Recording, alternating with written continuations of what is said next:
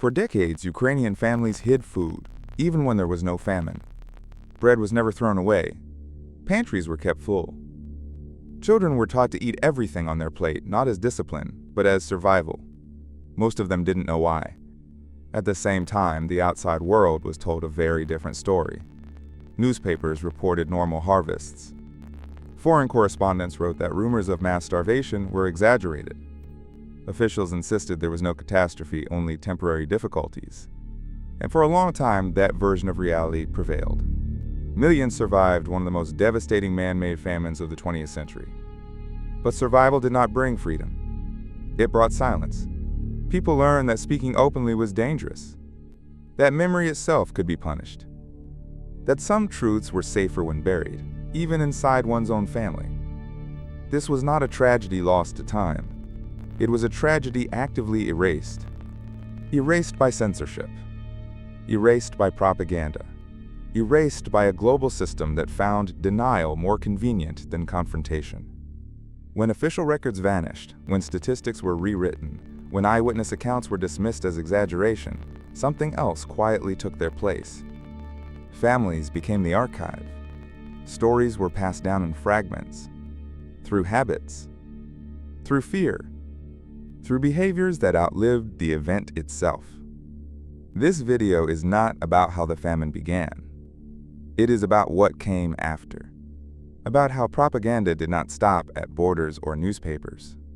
It entered kitchens, shaped childhoods, and trained generations to remain silent. The Holodomor was not only a famine that killed millions. It was an experiment in erasure. And for decades, it almost worked. When the famine ended, life did not return to normal. There were no public acknowledgments, no collective mourning, no official permission to remember what had happened. For those who survived, survival itself became the lesson. Across Ukraine, families carried on with behaviors that made little sense to outsiders. Food was hoarded even in times of abundance. Bread was treated with reverence. Waste was unthinkable. Children were taught to eat everything on their plate, not as discipline, but as protection against a future that always felt uncertain. Many of those children would grow up without ever being told why. Survivors rarely spoke openly about what they had endured, not to neighbors, not to authorities, often not even to their own families. Silence was not a sign of forgetting. It was a skill learned under extreme conditions, reinforced by fear that did not disappear when the famine did. What survived was not only memory, but behavior. People flinched at empty shelves. They distrusted official reassurances. They avoided discussing the past, even when no one seemed to be listening. In Soviet society, fear did not remain confined to public life. It entered homes, friendships, and families. Private space offered no guarantee of safety. People learned to monitor their own words instinctively, long before any external authority needed to intervene. Silence became habitual, not because the past was unclear, but because naming it felt dangerous. In many households, the famine was never explained as a historical event. It existed only as an atmosphere, an unspoken rule governing daily life. Parents taught children how to behave, but not why. Children, in turn, learned which questions were unwelcome simply by observing what was never discussed. This created a strange inheritance. Later generations did not experience the famine directly, but they lived with its residue. They inherited habits without origins, anxiety without context, a sense that certain topics were better avoided, even when no one could clearly explain the reason. Trauma moved quietly from one generation to the next, stripped of narrative but heavy with meaning.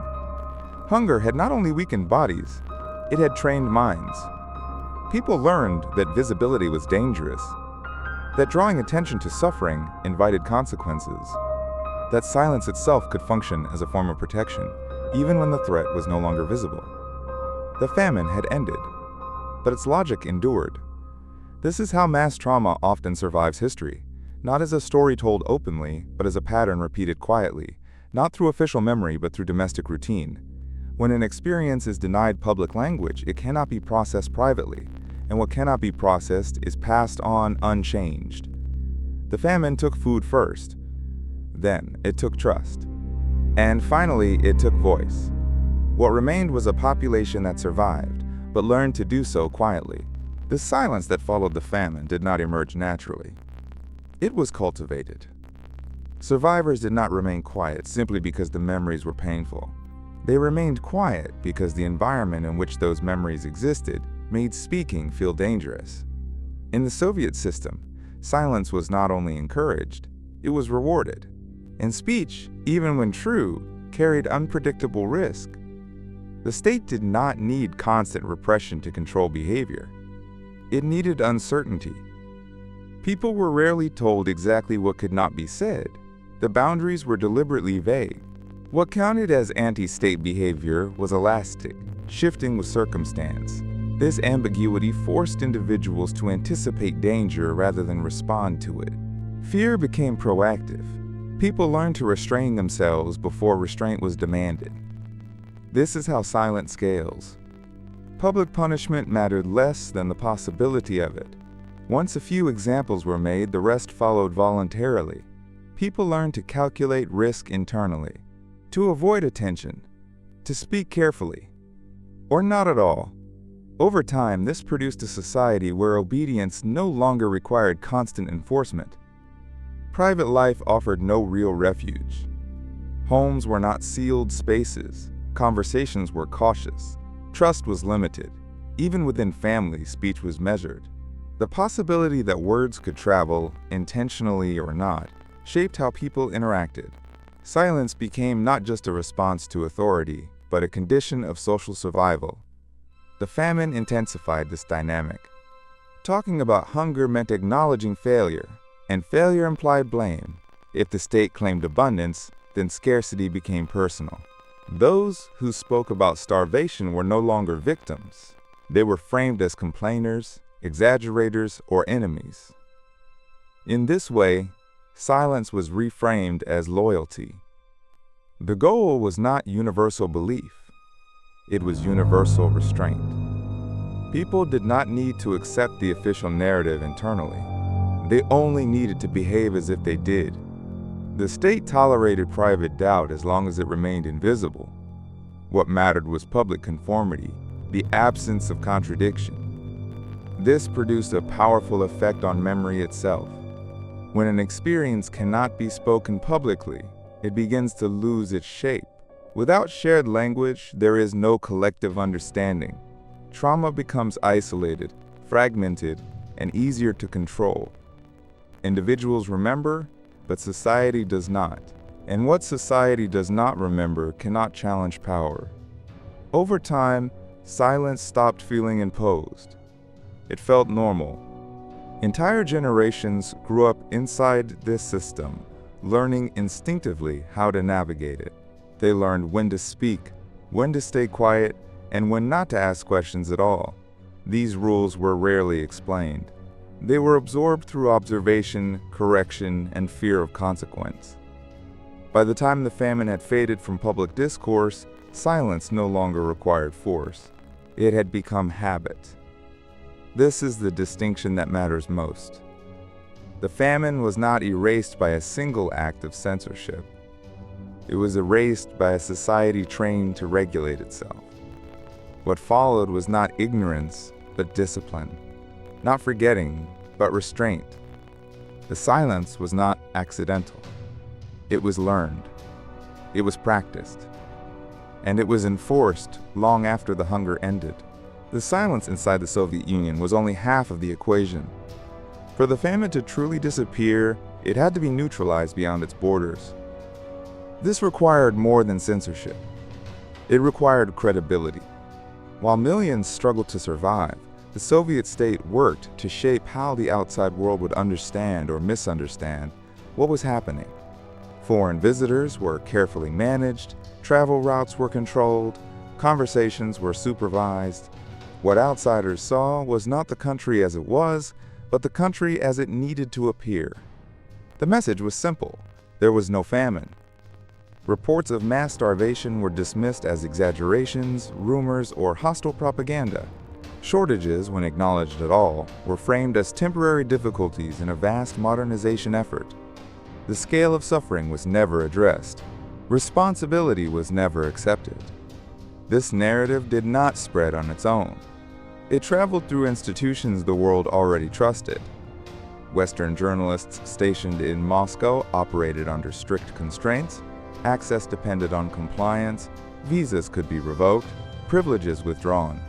Reporting too aggressively carried consequences, not only professional, but personal. In this environment, maintaining access often mattered more than challenging official statements. One of the most influential figures in this process was Walter Duranty, a prominent foreign correspondent whose reporting consistently echoed the Soviet position. While acknowledging hardship in vague terms, he denied the existence of a famine, dismissing reports of mass starvation as alarmist or politically motivated. His words carried weight. They appeared in respected outlets. They reassured policymakers. They shaped public understanding. And once a narrative is printed, it becomes difficult to dislodge, even when evidence mounts against it. This was not simply a failure of journalism. It was a convergence of incentives. The Soviet state needed legitimacy. Foreign correspondents needed access. Governments needed stability. Acknowledging a man-made famine would have required confrontation. Denial, by contrast, was convenient. It preserved diplomatic relationships. It avoided moral responsibility. And it allowed the world to continue engaging with the Soviet Union without reckoning with the cost. Propaganda does not need everyone to lie. It only needs enough trusted voices to repeat the same uncertainty. As a result, the famine was not only hidden from the public, it was reframed as unknowable. Conflicting reports were treated as debates rather than warnings. Survivors' testimonies were discounted as unreliable. The absence of clear confirmation became proof that nothing definitive could be said. This is how denial stabilizes. When truth is presented as contested, inaction feels justified. When suffering is described as ambiguous, responsibility dissolves. And when authoritative voices insist there is no catastrophe, the burden of proof shifts onto the victims.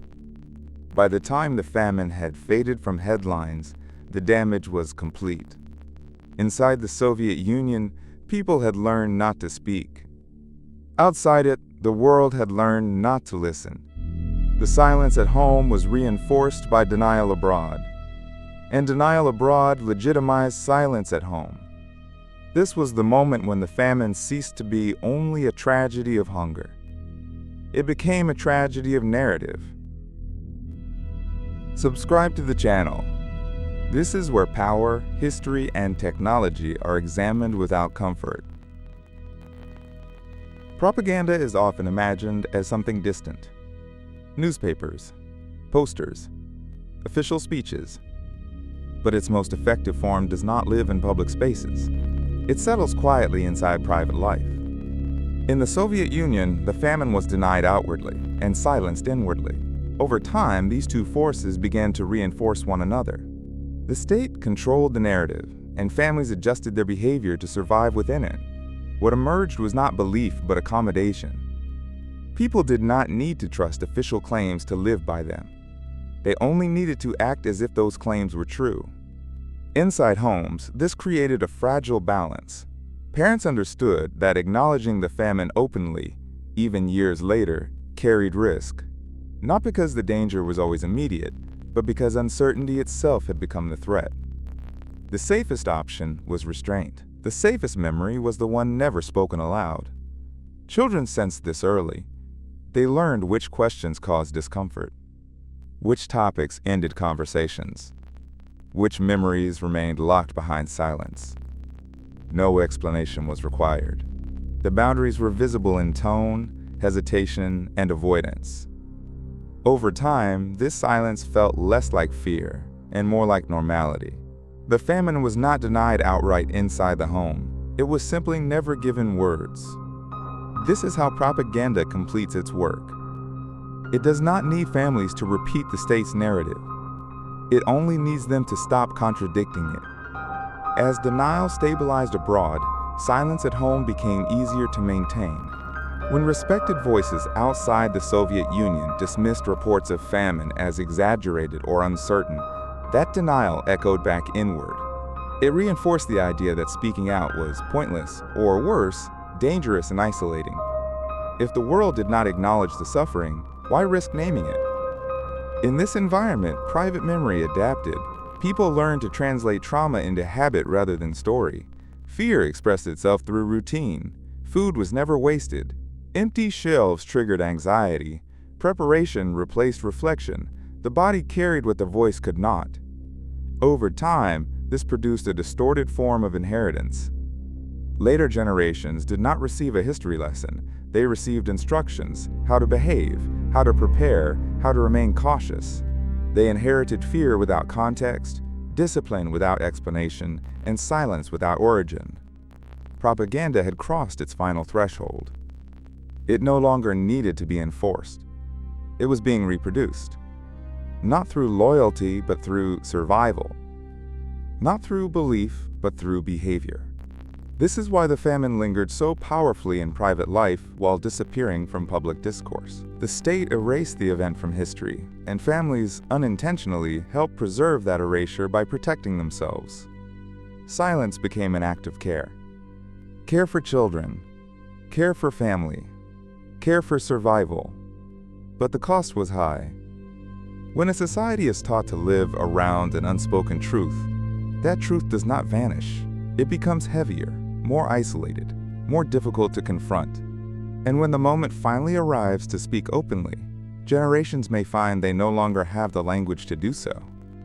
By the time the famine could be discussed publicly, its silence had already done its work. Propaganda had not just shaped what people believed. It had shaped what they felt safe remembering. For decades, silence was all that existed. Then, slowly, it began to crack. The collapse of the Soviet Union did not immediately produce truth, but it made truth possible. Archives that had been sealed for generations were reopened. Documents long considered lost reappeared. Internal correspondence, grain requisition orders, and reports once hidden behind layers of bureaucracy began to surface. What they revealed was not ambiguity. They confirmed patterns survivors had described for years. The quotas were unrealistic. The confiscations were systematic. The punishment for failure was severe. The famine was no longer a matter of rumor or memory. It was documented policy. For the first time, private testimony and official records could be read side by side, and when they were, the alignment was unmistakable. The silence that had surrounded the famine for so long had not been the result of uncertainty or lack of evidence. It had been the result of control. Yet even as the historical record became clearer, recognition remained uneven. Truth does not automatically lead to acknowledgement. For years, the famine existed in an uneasy space, accepted by historians but avoided in politics. Acknowledging it fully meant confronting not only past crimes, but decades of denial, complicity, and moral failure. It required institutions to admit that the silence had not been accidental. That hesitation lingered well into the 21st century. Then, in 2022, a significant shift occurred. The European Parliament formally recognized the Holodomor as a genocide. The declaration did not introduce new evidence. It did something more important. It aligned political language with historical reality.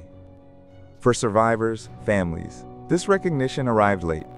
Generations had already lived and died without hearing the truth acknowledged publicly. The habits shaped by fear had already been passed down. The silence had already done its work. Recognition did not undo that legacy, but it confirmed that the silence had never been justified. This moment matters not because it changes the past, but because it exposes the cost of delay. For decades, the absence of official acknowledgement had reinforced doubt. It allowed denial to persist. It gave cover to those who claimed the truth was still uncertain.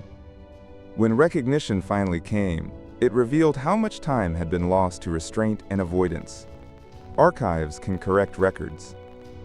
They cannot restore voices. By the time the famine was officially named for what it was, many of those who experienced it firsthand were gone. What remained were fragments, family stories, habits, and silences that had outlived the event itself. This is the paradox of historical truth. It can be established long after it is needed most. The opening of the archives confirmed what survivors had always known. Political recognition confirmed what denial had long resisted. Together, they closed a chapter that should never have been left open. But acknowledgement does not erase inheritance. The fear shaped by decades of silence does not vanish when documents are released. The habits formed under uncertainty do not disappear with official declarations. History may be clarified, but its consequences remain embedded in everyday life. The archives opened. The record was set straight. But the work of understanding what that silence did to families, to memory, to generations, was only beginning. The Holodomor did not end when the famine ended. It ended when it was finally named. And even then, not completely. For decades, the damage left behind was not measured only in lives lost, but in habits formed, memories suppressed, and silence passed from one generation to the next. The famine altered how people related to food, to authority, and to one another. It reshaped private life long after it disappeared from public record. This is the legacy that matters most. Not only that millions died, but that millions who lived were trained to remain quiet. Even after archives opened and recognition arrived, the inheritance of fear did not vanish. Silence had become routine. Restraint had become normal. The absence of language had shaped identity itself. History had been erased not just from books, but from daily conversation. And yet erasure is never total.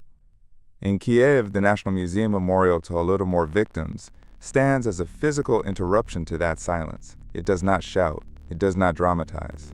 It exists quietly, a reminder that memory, once suppressed, can still return. The memorial does not restore what was lost. It cannot return the dead. It cannot undo decades of fear. What it does is something more fragile and more powerful. It acknowledges. Acknowledgement is the opposite of propaganda. It does not require belief.